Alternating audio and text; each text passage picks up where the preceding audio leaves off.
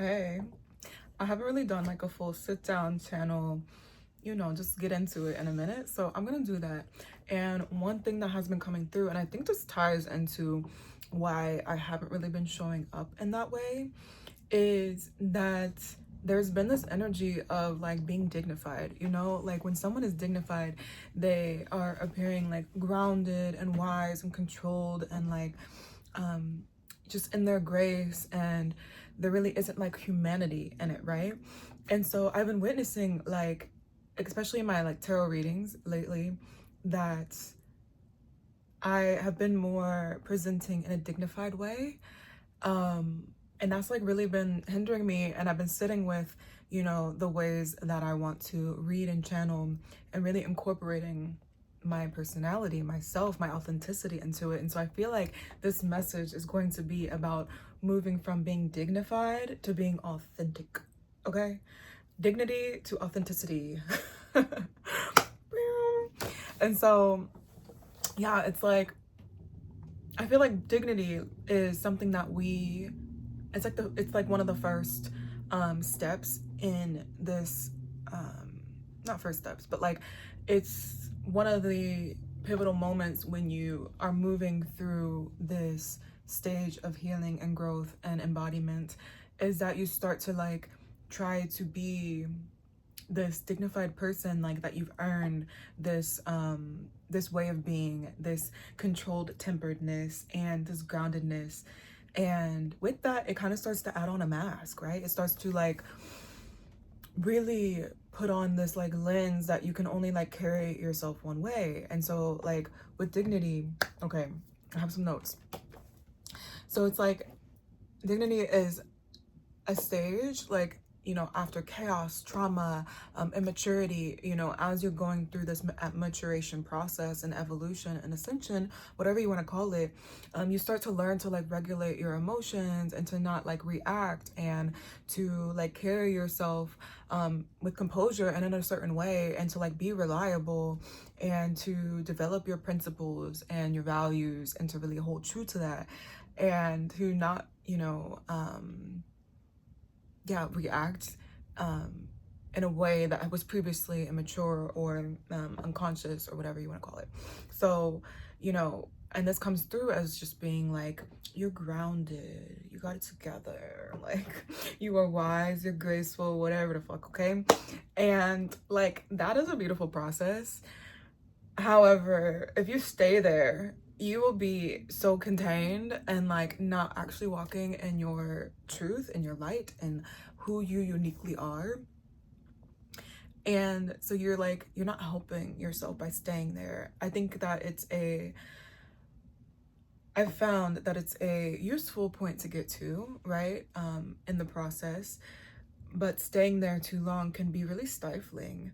And you know, if it becomes an identity, it starts to be a mask, and you start to identify with being this dignified person that just has it all together and doesn't have to ask for help, or doesn't have to be in this vulnerable position, doesn't have to show their emotions, doesn't have to, right? Like, it's just these things start piling on because you're like, I've grown into this space, into this person. Like, why would I go back to being reactive?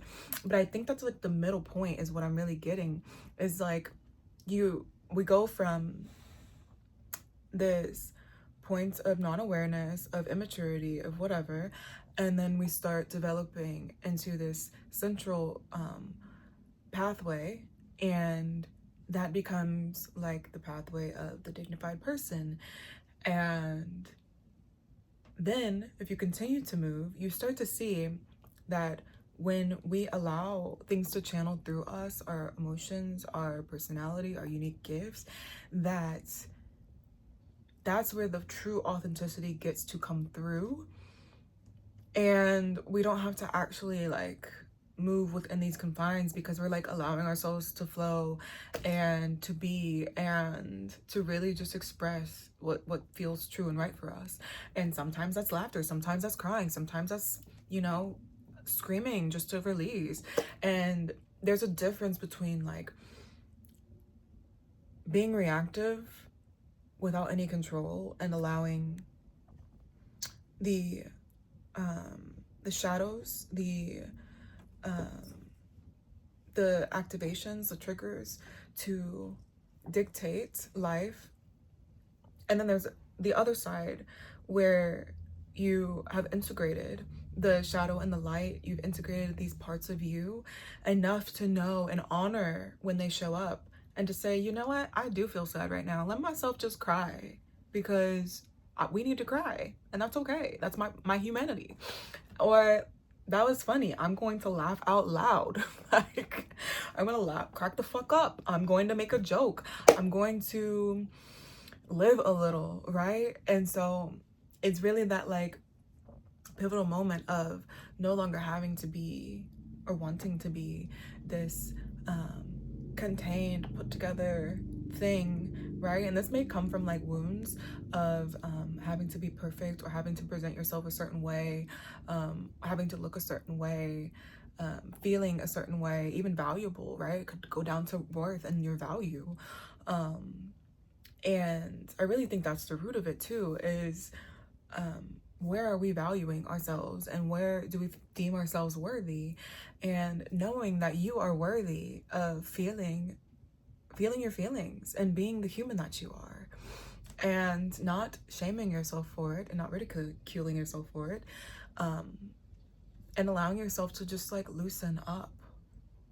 You know, we've been through so many things in life that causes us to be rigid in these ways, and to like hunker down. I think that's the words, to like hunker down, and then we protect, we build armor, we build these barriers, and dignity is a part of that. Like, those barriers, honestly, it's like, it's another mask.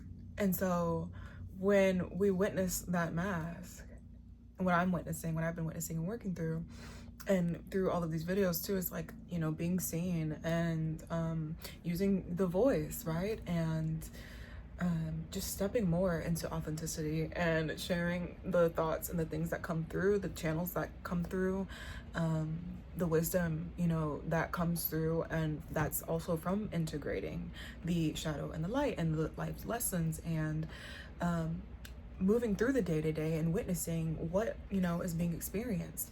So so cute. Okay, and so like some of these things like may come through. Damn. Unbothered.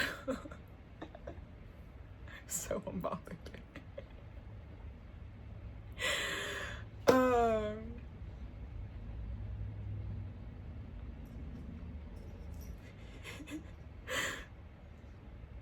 yeah, a little bit dignified, a little bit chaotic, right? And it's integrating the two. You know, you may notice things in you, like feeling like you need to rise above something, that you need to respond to something properly. Competition. That you can't use your voice. That you don't want to be seen losing your cool. You don't want to be seen losing control. That you want to maintain your integrity. Girl. Lovely. You good? It's okay. It's okay. Yeah, thank you. Thank you, babe. I love you. You good. That, you know, or like you can't let others see, you know, your messiness, your humanness. Babe. Okay, let me get this under control real quick. Not under control, but you know. Okay. Ouch.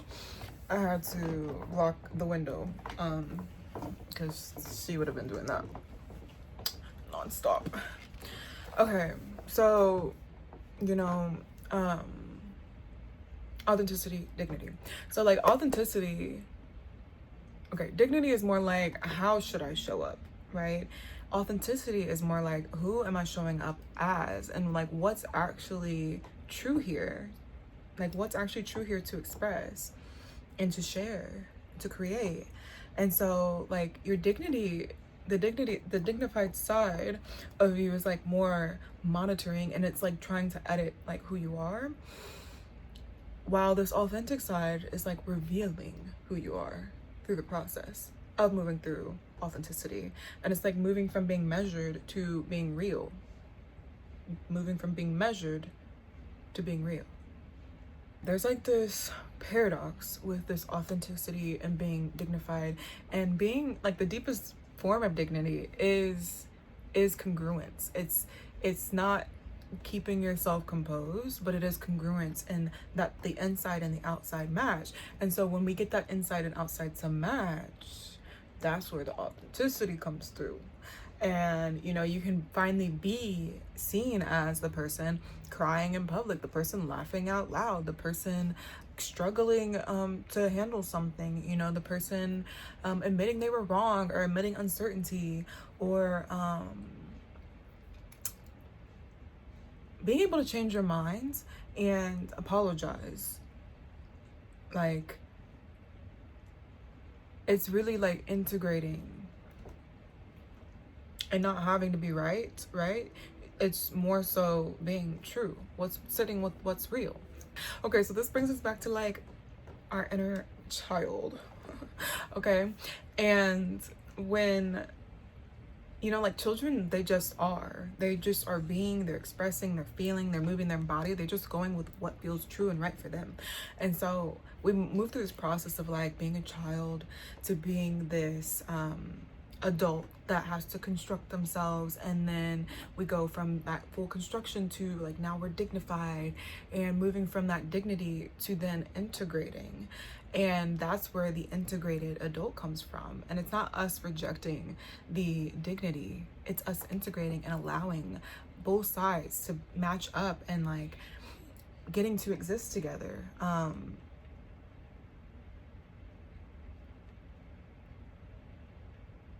Yeah, it's getting to be messy and composed. Like, you can be both. I was I just had to pick up my car. Thank you, retrograde. I was having car issues, and it was funny. It was like one thing. I have like these plants in my car on my dash, and you know, when I picked it up, the person checking me out was like, oh, the mechanic was, or like, what is, you know, what is this? And I was like, oh, these are just like plants that I've collected along my journeys along the way. You know, and they've just stayed with me. And they were like, oh, you know, the mechanic was like, oh my God, are there bugs, you know, in the car? And I was just like, but then I'm also like, you know, I was like, look, I might be messy, but I'm not dirty. And I just feel like, yeah, it's like admitting like I could be messy. Like, I don't have it all together. That's okay.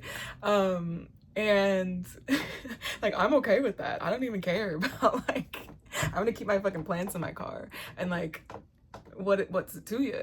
Like, so yeah, it's just like really sitting with that like authentic expression, and also finding humor in it, right? And getting to laugh and play, and so yeah, it's just like, essentially, what am I embodying in this moment? And what is life genuinely asking of you, you know, and asking to be expressed through you? And that's really what it comes down to. And when you sit with it, when you sit with what are your deepest desires, what is actually wanting to be brought to fruition through you, your unique, divine being, your makeup, who you've been crafted to be, flaws and all, whatever, and just giving it all space to exist. Because when we try to really eliminate parts and aspects of us or be above, we're hindering ourselves in the process. And by doing that, we're preventing our growth and the growth of others, the growth of our humanity to exist. And so I invite you to ask yourself those questions. It's moving from asking, am I embodying the right qualities? And like going towards, what is life genuinely asking to be expressed through me? Me, you. Like, not anybody else, not what their path looks like, but you and what you have within your being, within your consciousness, within your creative desires, within your life's desires, with how you want to spend your energy, because your life, your energy, your attention is the most valuable thing, okay? And so you get to choose, actually. Do you know that? Do you know that you get to choose? Surprise. Ooh, you get to choose. You are the author of your life. Every day. And it doesn't mean it has to be this big grandiose thing or gesture every chance you get. But it does give you agency over your life, over your being, okay? It gives you agency to move freely in your choices. Yes, there are limitations out there. Yes, there are certain confines we have to work in.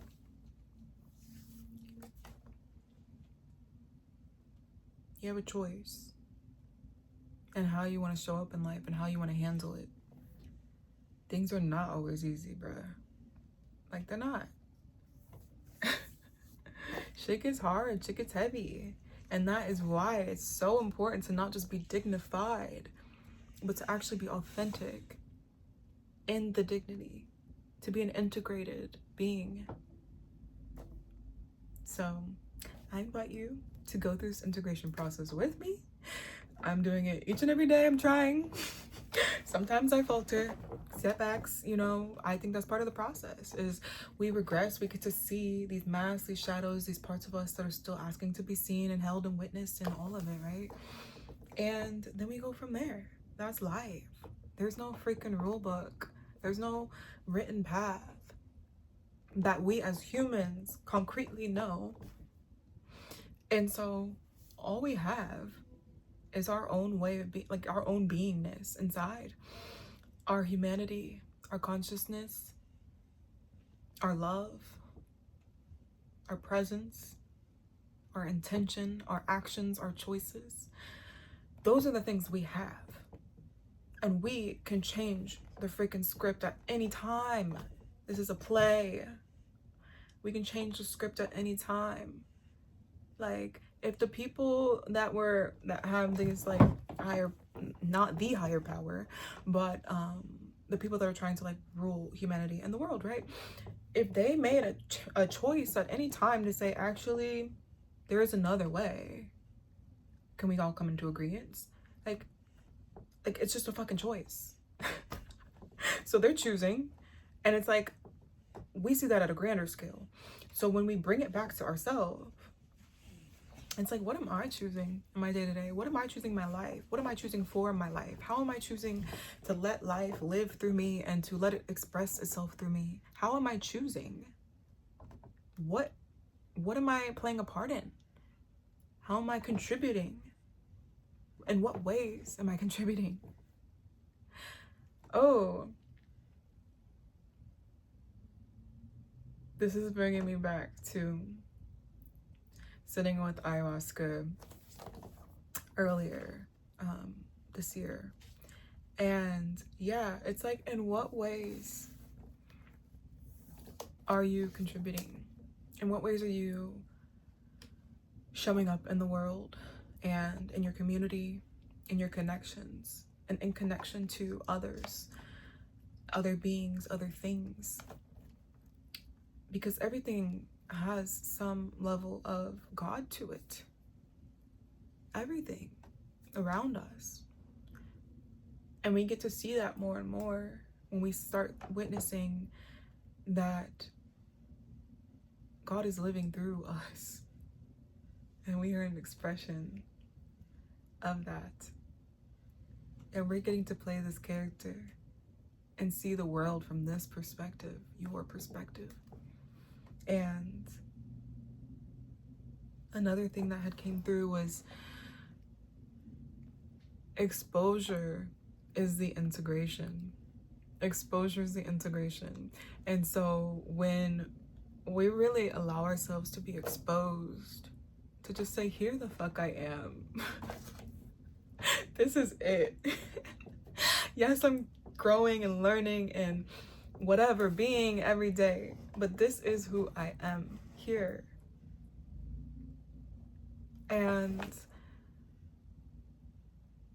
really, truly accepting that, loving it, holding space for it, allowing, and not being ashamed, not limiting yourself from that full expression. And your exposure, your integration is going to come through exposure. Maybe not everybody's, but integration is going to come through exposure, because when you are exposed, you have no freaking choice but to be yourself, to speak your truth. When there is constant exposure, because otherwise you're going to be living in survival mode and you're going to be wearing masks. And I think you've done that probably for quite some time now. You know, and the only reason you would be even seeing this content, this video, is because you are sitting with the fact that you don't want to do that anymore. So that you're really calling yourself out to say, I do want to walk in my truth. I do want to be authentic. I want to actually be who I am and show the world and get to connect with other beings that like actually fuck with me. And I fuck with them because we see each other. And it doesn't have to be that we're the same, but it's like, yo, we speak the same language. When you can find, oh yes, when you can find like the language that you can speak through and really connect, because language is that. Language is connection. You can't go to another country and not make any attempts to speak with them in their language, because that gives you a deeper form of connection to actually being able to see that person and vibrate the way that they do. Really getting to, and yes, there's more forms of connection, but it's like, and it's not even just verbal language, right? It is energetic language. It is your vibe. It's how you carry yourself. It's your character. It's your expression. It's your creation. It is the whole thing. It is not just through words, but it's symbolic to say, like, language is connection. And how we can connect, how we can communicate with one another, that matters deeply. And we, again, if we go to the larger scale, the way we're communicating country to country or continent to continent in terms of political and economic and humanitarian, a lot of that, they're not speaking the same language. And actually some of them are. They're like, oh, war. You know, they speak in the same language, but they're missing each other. And yeah, there's just times where we just miss each other on personal levels. We're just missing each other because we're not taking the time to really be curious and to be in presence and to see that we are, you know, we're one. We're all trying to just walk our grounds and discover. And some people are just walking deeper in their shadows, in their dark, in their temptations, their addictions, their attachments. And it's a struggle. It's easy to succumb to that energy. It's so easy. Been there. I continue to retreat there at times. And every time it's a lesson to really sit in presence of it and say, what is this energy coming through? What is it showing me? What's alive in me right now that's activating this? What in my life, what in my consciousness, what in my psyche is alive right now? What in my body, my soma, my somatics is alive right now? And why this energy is swirling? Why I feel the need to reach? And sitting with that, honestly, not ridiculing it, not criticizing it. Just really being like, oh, here's this part of me again, showing its face. You know, welcome, take a seat. Let's talk. And instead of like opening the door, oh, you were gone, you know, slam the door in your face, because those parts are going to start feeling rejected. And you know what happens when rejection comes through. When someone's feeling rejected, what do? We typically retreat harder and feel sorrow and sadness and despair, hurt, pain, wounding, or we reach further, we grasp, we clench, we scream, we speak louder, we try to get your attention. And so that is either the both of those are disharmonious. Okay, they're not in congruence. I mean, they're not in congruence. They are incongruent, right? And so it's like when we can actually welcome those parts of us. Oh, hello, visitor. What up? Let's take a seat, have a chat, let's get some tea, you know? What brings you around? What brings you around? What have you come to share and show me this time? What summons your visit? Okay, and yeah, you're gonna have to slam the door in the face a couple times. I get it. But eventually, you had to make peace with the fact that this is a visitor and they choose when they try to show up. You don't control anybody else. You can put boundaries up, you can put barriers, blockages, but ultimately something might show up just because, and we have to try to meet it there within us. What is showing up? Why? And I see you. I hold space for you. I respect that part of you. And I love you. I welcome you whenever you return again, so we can be in harmony when you return. And then all my impulses, all my actions, they become less reactive. But then I still get to feel, right? And that's back to the dignity and moving into integrated authenticity. That I get to feel, I'm sad right now. I'm in sorrow. I'm in grief. These parts, like I'm happy, or I'm in excitement, like they're all there. And none is better than the other. Some vibrate higher than the other. Some feel less dense. But even manic episodes, right? These really high, elevated episodes can be disharmonious too. And so it's like not favoring one over the other, integrating it all and welcoming it all. Because that's really where flow happens. Like when you can just really flow through it. And yeah, that's what it feels like. Life really just wants to live through us. And when life meets us with resistance, when things meet us with resistance, flow can't happen. Like that is how like electronics work, okay? When energy is flowing through, if there's more resistance happening, there's less energy being moved through the system. And when we remove the resistance, energy just gets to flow. So when we are removing these resistance, okay, and if we relate this to nature, like with a river and rocks, when we start chipping away at the rocks, the more rocks we put, the more dams we build. I feel like maybe a beaver is significant.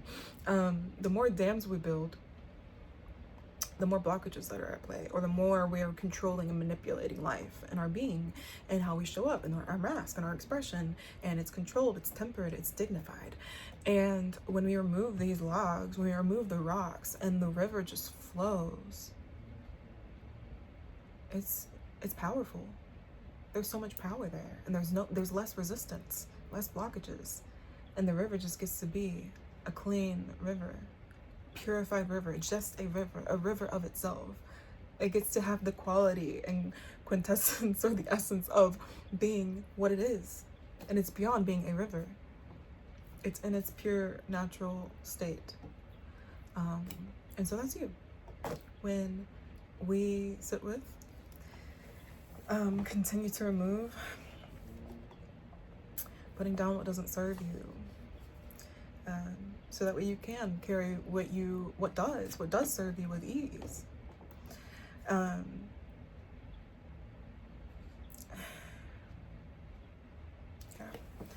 I was gonna read some more from my journal, but I feel like this is already quite lengthy.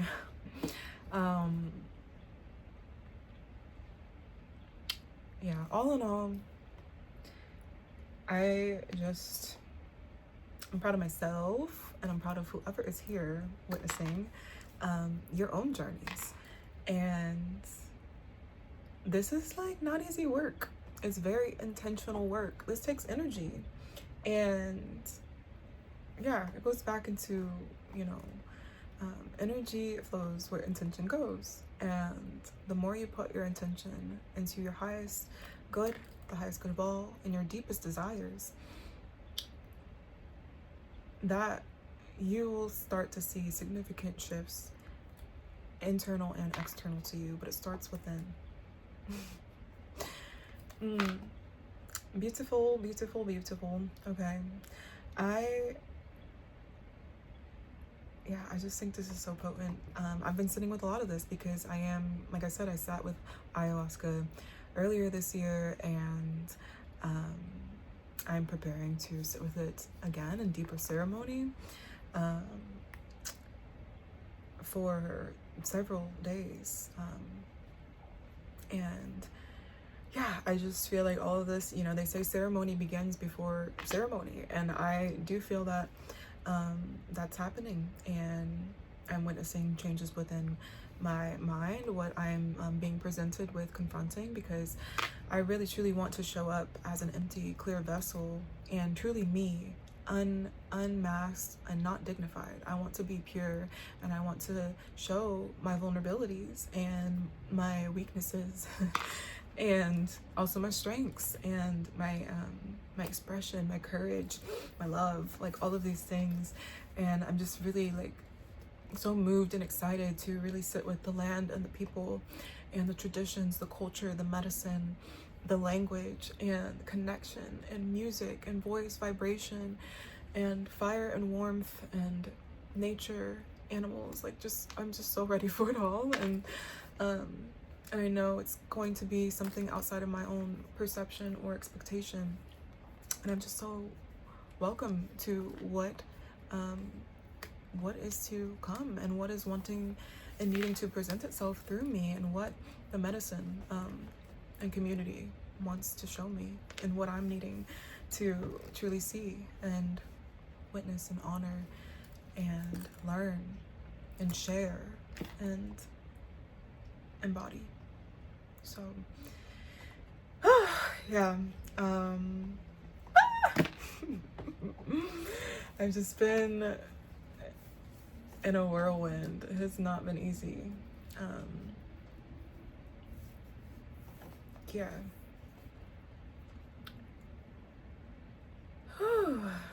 I get it.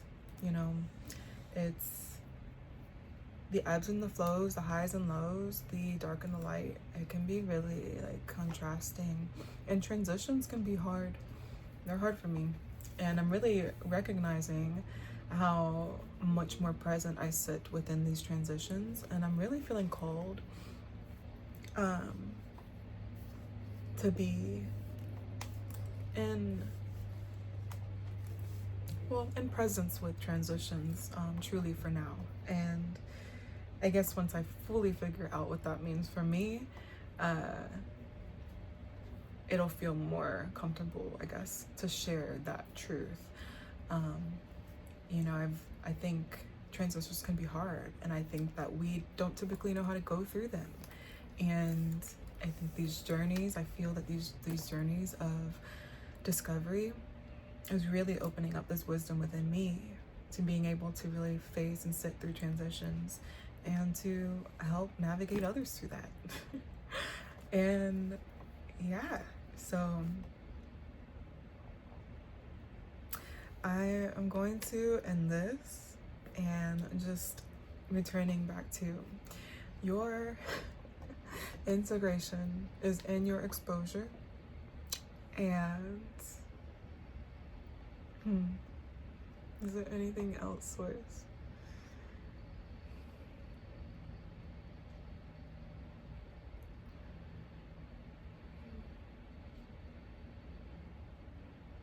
You are moving from composure to authorship.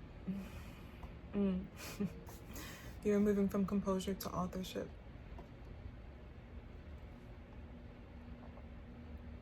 Continue to integrate and embody, and I hope to do more of these.